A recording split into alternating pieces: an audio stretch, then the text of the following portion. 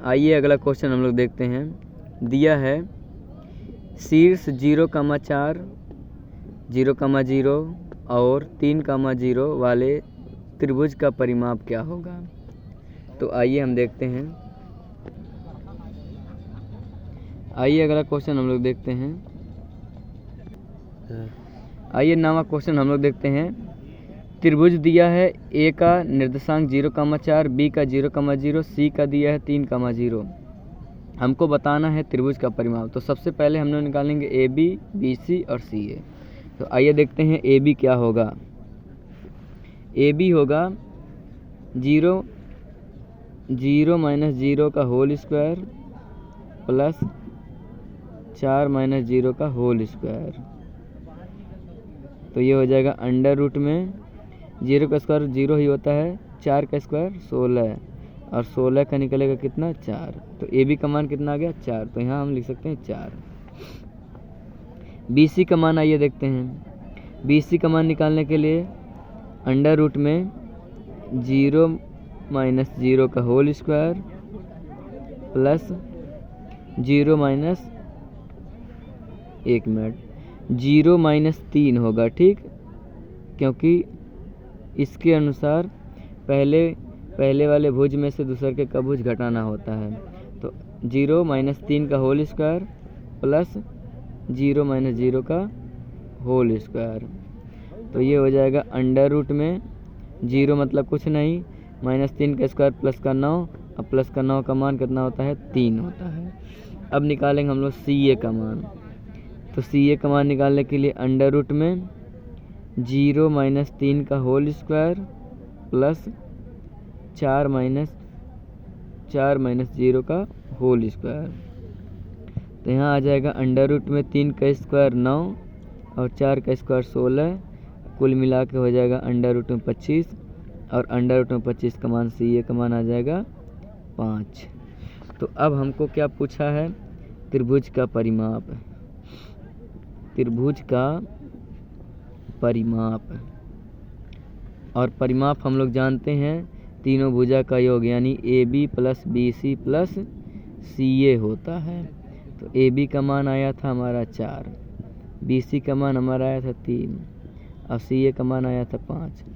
तो कितना हो जाएगा 5 4 9 9 3 12 12 मात्रक ही आंसर।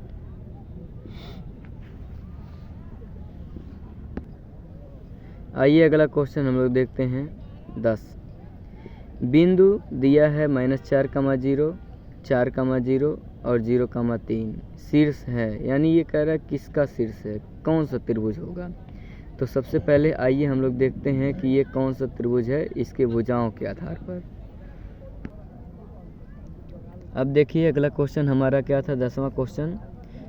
ए का निर्देशांक दिया है -4,0, बी का दिया 4,0, सी का दिया 0,3। हमको बताना था ये कौन सा त्रिभुज होगा।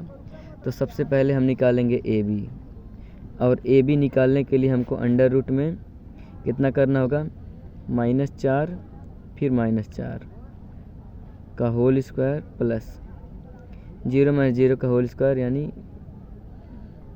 0 ही होता है। तो ए बी का मान आ जाएगा अंडर रूट में -4 -4 कितना -8 -8 का स्क्वायर प्लस का 64 और प्लस का 64 का मान कितना होता है, प्लस का 64 का मान अंडर रूट का 8 निकलता है। तो ए बी का मान निकल गया 8। अब निकालेंगे हम लोग बी सी का मान। बी सी का मान निकालने के लिए अंडर रूट में बी और सी 4 में से कितना घटाएंगे 0। तो 4 - 0 का होल स्क्वायर प्लस 0 - 3 का होल स्क्वायर। तो बी सी बराबर अंडर रूट में 4 का स्क्वायर 16, 3 का स्क्वायर 9 और ये बी सी का मान आ जाएगा अंडर रूट में 25 और अंडर रूट 25 का मान कितना, बी सी का मान 5। तो अब देखिए ए बी का मान हमारा 8 आ गया, बी सी का मान हमारा 5 आ गया। अब सी ए का मान निकालने के लिए आइए देखते हैं यहाँ पे सी ए बराबर निकालने के लिए अंडर रूट में सी कहाँ है, सी यहाँ है, ए कहाँ यहाँ है। तो 0 - 4 0 माइनस 4 जब करेंगे तो माइनस पहले से है, इसलिए माइनस माइनस प्लस का 4 हो जाएगा का होल स्क्वायर प्लस 3 माइनस 0 का होल स्क्वायर। तो ये हो जाएगा अंडर रूट में 4 का स्क्वायर 16 और 3 का स्क्वायर 9, ये अंडर रूट में 16 9 25 और 16 9 25 का मान 5 मात्रक। अब देखिए हमसे पूछा था ये कौन सा त्रिभुज होगा, तो यहाँ देखिए ए बी का मान 8 मात्रक, बी सी का मान 5 मात्रक और सी ए का मान 5। इसका मतलब इसमें दो भुजा बराबर दिख रहा है। कौन कौन? बी सी भुजा बराबर सी ए भुजा, दो भुजा आपस में बराबर। इसका मतलब ये कौन सा त्रिभुज होगा? यह एक समद्विबाहु, यह एक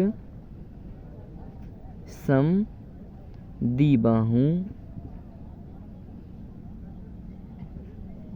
त्रिभुज होगा, त्रिभुज होगा। क्योंकि हम जानते हैं समद्विबाहु त्रिभुज हम उसे कहते हैं जिसकी दो भुजाएं बराबर और एक भुजा अलग होता है।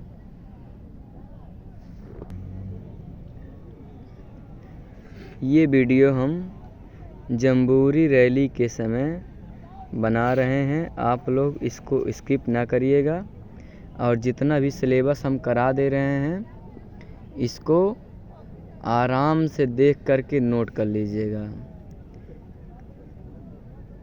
देखिए पूरा 5 से 10 तक जितना बहुविकल्पी सवाल है इसका इसमें पूरा जिक्र किया गया है। इसके बाद का क्वेश्चन